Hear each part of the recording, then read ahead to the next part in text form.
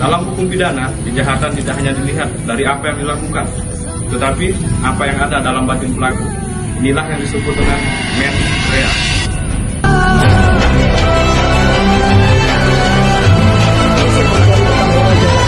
Orang tewas setelah sebuah mobil terlibat kecelakaan di Jalan Kampung Raya. Apa itu mens rea?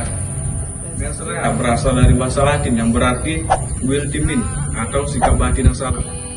Dalam hukum pidana, mens rea adalah unsur kesalahan subjektif yang harus ada agar seseorang dapat dipidana. Prinsip klasik dalam hukum pidana menyatakan yang berbunyi perbuatan tidak menjadikan seseorang bersalah tanpa adanya niat atau kesalahan batin. Nah, di dalam mens rea ini terbagi lagi menjadi 3. Yang pertama ada dolus atau kesengajaan.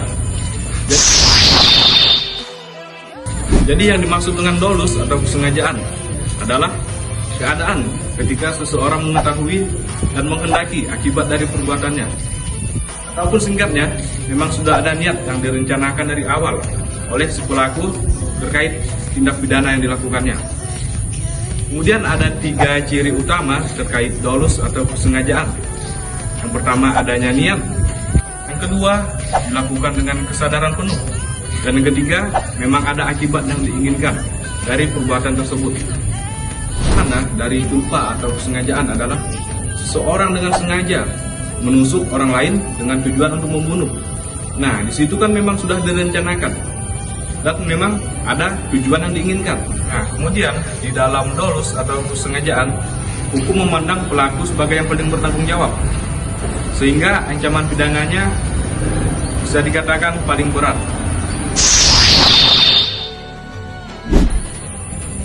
Culpa atau kelalaian. Culpa dapat terjadi ketika pelaku tidak menghendaki akibat, tetapi lalai atau tidak berhati-hati. Padahal seharusnya ia bisa mencegah hal tersebut terjadi. Ciri utamanya, yang pertama, tidak adanya niat jahat.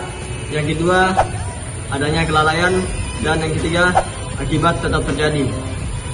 Contohnya, seorang pengemudi ngebut dan tidak fokus, lalu menabrak seorang pejalan kaki hingga meninggal dunia. Nah, di sini dia tidak ada niat untuk menabrak, tetapi itu merupakan suatu kelalaian. Dalam culpa, hukum tetap menghukum, karena kelalaian juga merupakan suatu kesalahan, meskipun ia lebih ringan dibandingkan kesengajaan.